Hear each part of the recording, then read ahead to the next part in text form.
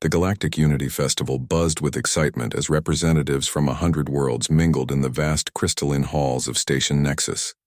Diplomatic marriages, trade partnerships, and cultural exchanges were being forged left and right. The air hummed with translation devices working overtime as species after species found their perfect matches.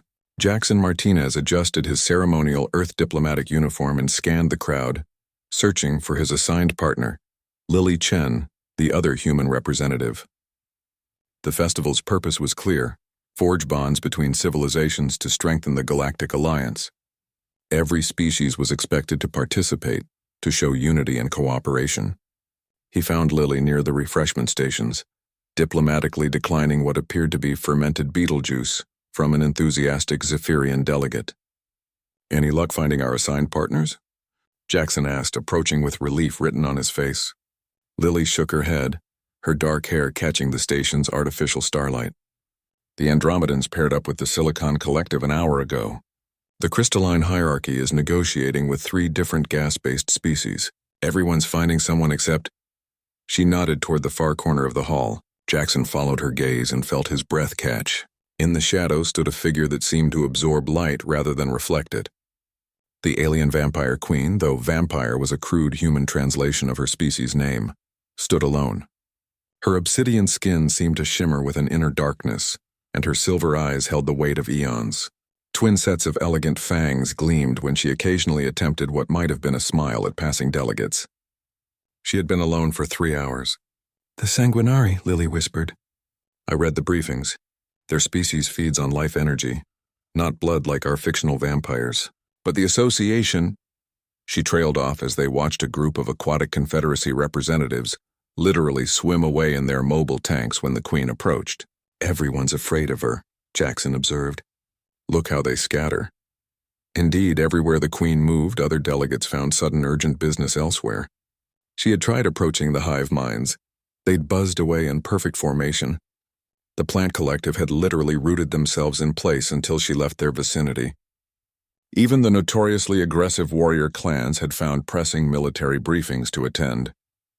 "She looks—" Lily paused, studying the Queen's posture, the slight droop of her shoulders, the way her silver eyes dimmed each time another group avoided her. "She looks lonely." Jackson felt something stir in his chest, that peculiarly human trait that made them reach out to the lost, the abandoned, the misunderstood. The briefing said the Sanguinari were one of the oldest civilizations in the galaxy, practically founded the Alliance's legal framework. "And now no one will even talk to her," Lily added softly. "Jackson, what if we went over there?" The suggestion hung between them. Every other human delegation had been specifically warned about the Sanguinari. Their life energy feeding made most species uncomfortable, even though it was perfectly symbiotic and harmless. The Queen could sustain herself on the ambient life energy of a busy room, without anyone feeling so much as tired. Jackson looked at his partner, brilliant, compassionate Lily, who had volunteered for the most dangerous diplomatic missions Earth had to offer. Together? Together. They crossed the hall, and Jackson noticed how conversations died as other delegates realized where the humans were heading. The Queen, who had been examining a holographic art display with forced interest, stiffened as she sensed their approach. "Your Majesty," Lily said, offering the traditional Sanguinari bow she'd memorized from the cultural briefings. "I am Lily Chen, and this is Jackson Martinez. We represent Earth in the Unity Festival." The Queen turned slowly, silver eyes wide with surprise. Up close, her beauty was otherworldly. Sharp cheekbones that could cut starlight, skin like polished obsidian, and an aura of ancient power that should have been terrifying but somehow felt lonely. "Humans," she said, her voice like dark honey. "I am Queen Villara of the Sanguinari Dominion. I was not expecting anyone to approach." Her ancient dignity couldn't quite hide the vulnerability in her voice. "We were hoping you might tell us about this art piece," Jackson said, gesturing to the holographic display. "Our briefings mentioned the Sanguinari as great patrons of galactic culture." Something flickered in Queen Villara's eyes, surprise, then a cautious hope. "This piece is from the Third Nebula Renaissance, created by a gaseous artist named Whirlwind of Stars. The way the plasma flows represent the eternal dance between life and death. creation and entropy. As she spoke, her voice gained strength, passion bleeding through her formal diplomatic tone. Lily and Jackson listened, genuinely fascinated, asking questions that made the Queen's silver eyes brighten. "You are not afraid?"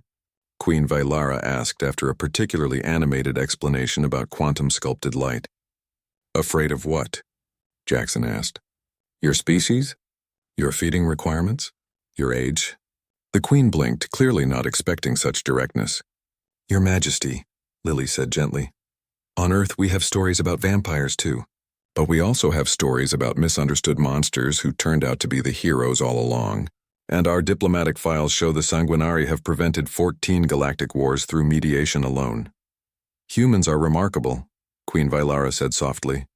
5,000 years I have lived, seen species rise and fall, watched fear drive civilizations apart. But you two, you approach what others flee from.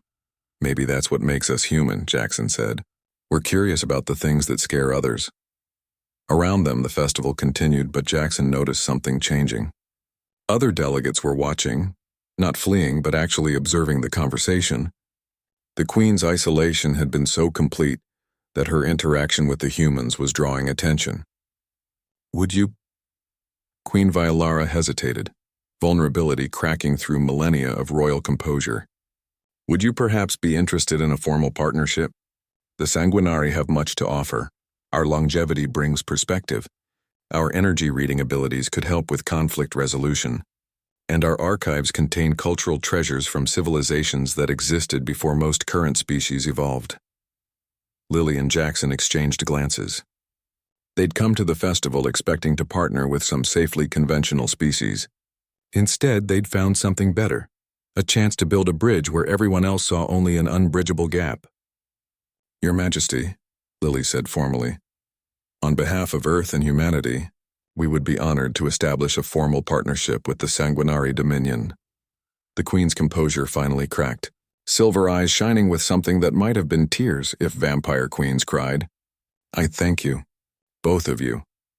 As they shook hands, a human custom that Queen Vylara performed with careful grace, Jackson noticed the change in the room's atmosphere. Other delegates were approaching, curiosity overcoming fear. If the humans could partner with the feared vampire queen, perhaps she wasn't so frightening after all. "You know," Jackson murmured to Lily as a crystalline delegate cautiously approached their growing group, "I think we just did something very human." "What's that?" "We reached out to someone everyone else had given up on," he replied, watching as Queen Vyalara's 1,000-year isolation finally began to crumble, one introduction at a time. The Galactic Unity Festival had found its most unlikely success story, and it had taken the newest species in the Alliance, humanity, to make it happen.